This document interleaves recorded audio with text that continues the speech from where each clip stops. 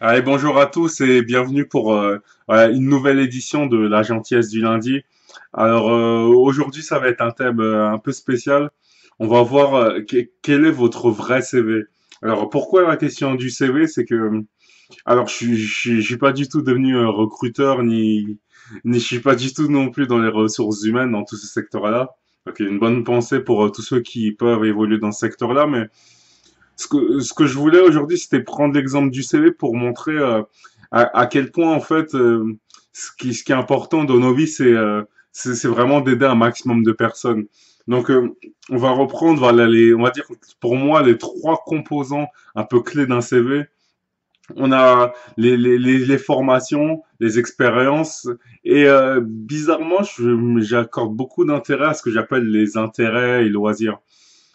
Donc, comment être inspirant dans ces trois secteurs? Si on reprend nos formations, alors voilà, on a tous été à l'école, peu importe le niveau, parfois selon la vie, on a été plus ou moins loin.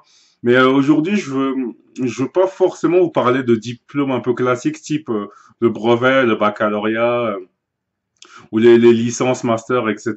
Enfin, tous ces diplômes sont importants à avoir et j'ai eu l'occasion d'en passer. Et ça, c'était vraiment, c'est bien pour voilà, pour se former au début. Mais moi, ce qui est encore plus enrichissant, en fait, c'est de se dire, en fait, quel type de formation inspirante je peux avoir. Et une des clés pour moi, pour mener une vie de gentillesse, pour accomplir tous ces projets, en fait, c'est d'être formé par des gens inspirants.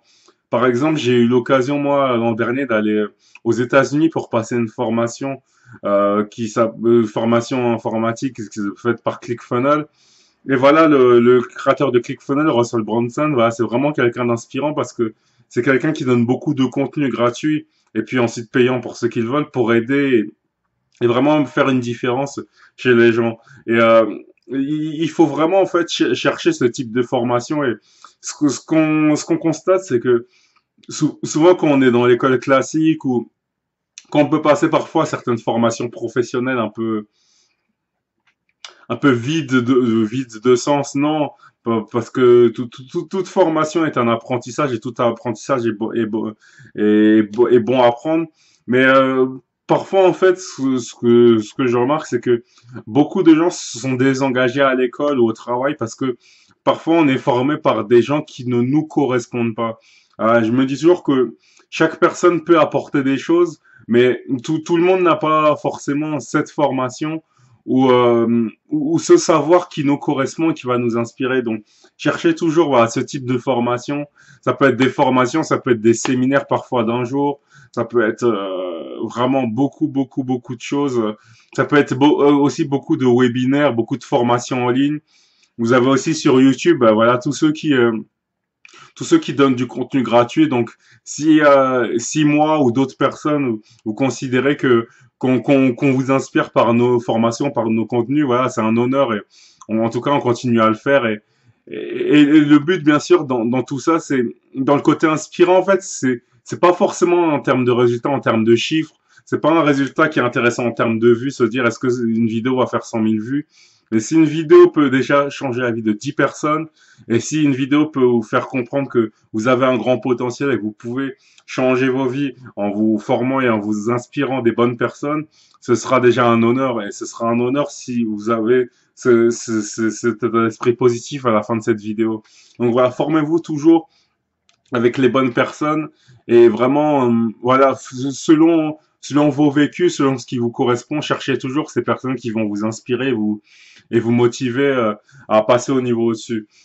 Alors la deuxième clé, donc dans un CV, c'est l'expérience. Là, ça va être ça va un peu ressembler, c'est-à-dire on est beaucoup à avoir des expériences. Alors peu importe que ce soit en salarié, en stagiaire, en entrepreneur, selon l'âge que vous pouvez avoir. Les plus jeunes, parfois même, on est encore à l'école, ça peut être qu'un job d'été. Mais dire en fait, il faut toujours chercher en fait à avoir des formations et pas des formations, plus que des formations, des expériences pour ce coup-ci, des expériences qui vont nous rendre meilleurs personnellement.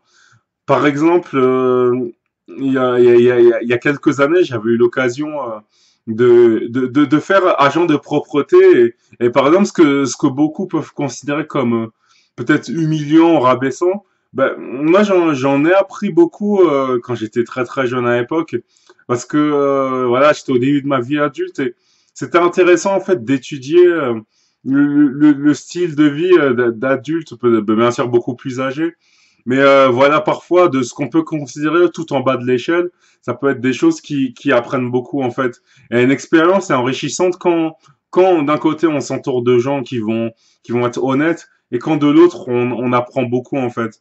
Et l'erreur de beaucoup, et l'erreur faite par la société, c'est qu'on est poussé à chercher forcément les jobs, les stages, ou peu importe, les mieux payés, au lieu de chercher ce qui va nous rendre meilleurs humainement. Et quand on cherche toujours à devenir de plus en plus gentil et de plus en plus bienveillant envers les autres, on est vraiment capable d'amener des grosses différences.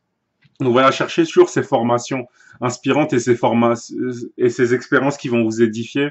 Et puis ça, j'ai pris l'exemple d'agent de propreté, mais après, quand vous montez, il y a beaucoup d'autres expériences. Par exemple, en freelance, voilà, regardez autour de vous. Parfois, il y a beaucoup d'entreprises, de start-up. Il y a beaucoup en fait de professionnels qui sont un petit peu dans le même état d'esprit que moi, c'est-à-dire voilà, utiliser leurs compétences pour amener une différence positive. Et voilà, cherchez toujours à travailler, à collaborer avec ce type de personnes inspirantes parce que vous le verrez en termes d'expérience, en termes de vie au quotidien, ça fera une grosse différence. Et par exemple, un cas classique, c'est que le lundi, à dire que la majorité des actifs, la majorité des adultes sont plutôt un petit peu déçus de la fin du week-end.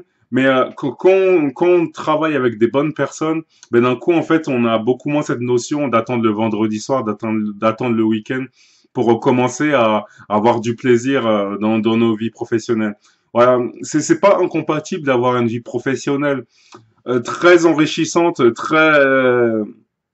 j'allais dire très réussie, mais forcément la réussite, ça se définit pas forcément parce que la réussite, c'est d'accomplir tous ses rêves et chacun d'entre vous, chacun possède des rêves différents, mais on peut très bien s'amuser au travail et faire des excellentes choses. On peut très bien être de bonne humeur avec ses collègues et faire du très bon travail. Donc l'un n'est pas incompatible avec l'autre. Donc il faut vraiment trouver ce bon équilibre dans les expériences professionnelles pour rester voilà, plein de vie, plein d'énergie positive envers les autres et on veut vraiment s'éloigner du burn-out, des dépressions, des mal-être personnels et on veut vraiment voilà, construire nos vies professionnelles avec beaucoup plus d'excitation, avec beaucoup plus d'émerveillement en fait.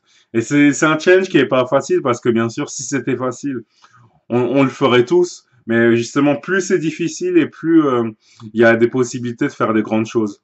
Et la troisième partie, ce sera vraiment de choisir nos loisirs. Alors, c'est un peu pareil, c'est que dans les loisirs, on va tout de suite penser par exemple, qu'est-ce qui va nous aider à nous divertir, peut-être regarder des séries ou faire la fête avec des amis. Tout ça, c'est pas quelque chose de mauvais en soi, mais parfois, en fait, en termes de loisirs, le soir, les week-ends, on peut faire plein de choses assez amusantes, mais en même temps qui vont aider les autres. Ça peut être par exemple donner du temps dans des associations, ça peut être de donner par exemple des cours, donner un cours scolaire, aider quelqu'un par exemple, aider un jeune qui a des soucis dans des matières. Donc il y a plein de choses et voilà, et peu importe votre situation actuelle, je suis sûr que vous avez quelque chose à enseigner et ça peut très bien être un bon loisir d'enseigner un domaine dans lequel vous êtes fort. Ça peut être donner des cours de cuisine, créer des concepts de cours de cuisine. Donc il y a vraiment plein de stratégies assez sympas à créer et voilà, n'hésitez pas à toujours mettre voilà ce côté ce côté enrichissant et ce côté voilà, où on amène un impact positif pour les autres au cœur de ces trois composants de votre CV. Et vous le savez, pour conclure, en fait, c'est que ce que je voulais dire, c'est que finalement, un CV, ce sera pas, ce sera pas, voilà, quelles entreprises prestigieuses on a fait ou combien d'argent on a gagné, mais ce sera finalement quelle vie on a réussi à aider, quelle vie on a réussi à transformer par nos savoirs, par nos conseils et par notre état d'esprit positif. Et plus on sera capable d'aider les autres, et plus vraiment on pourra faire des très très belles choses. Et c'est pour ça que je crois vraiment en vous pour faire des très belles choses et vraiment voilà la gentillesse, bien sûr c'est un principe sur le papier qui est approuvé par tout le monde, mais dans la réalité, très peu arrivent à rester bienveillants et gentils de manière constante parce qu'on est souvent tenté de prendre des raccourcis, on est souvent tenté d'un petit peu dévier pour avoir plus de succès, plus de réussite de manière immédiate. Et vraiment, quand on reste capable de faire des très très belles choses, quand on reste constant et bienveillant même dans les temps difficiles, ben on est toujours récompensé parce que quand on bâtit nos fondations sur le roc de la gentillesse, ce sera toujours plus solide que sur le sable de la méchanceté. Voilà, mais restez vraiment sur ce roc de la gentillesse et vous verrez que vous pourrez faire des très très grosses différences et vous pourrez vraiment inspirer de nombreuses personnes avec des formations inspirantes, avec des très belles expériences professionnelles, et avec beaucoup de loisirs où vous pourrez en même temps vous amuser pendant vos temps libres et en même temps, voilà, aider, rencontrer de nouvelles personnes et vous inspirer, devenir de chaque jour un peu plus fort, tout simplement. Donc voilà, soyez des gentils leaders et je vous invite vraiment à changer le monde avec gentillesse et voilà, je compte sur vous pour amener, voilà, à chaque fois une différence positive dans ce monde. Donc voilà, c'était Vivien et on se retrouve très vite pour un nouvel épisode de la gentillesse du lundi.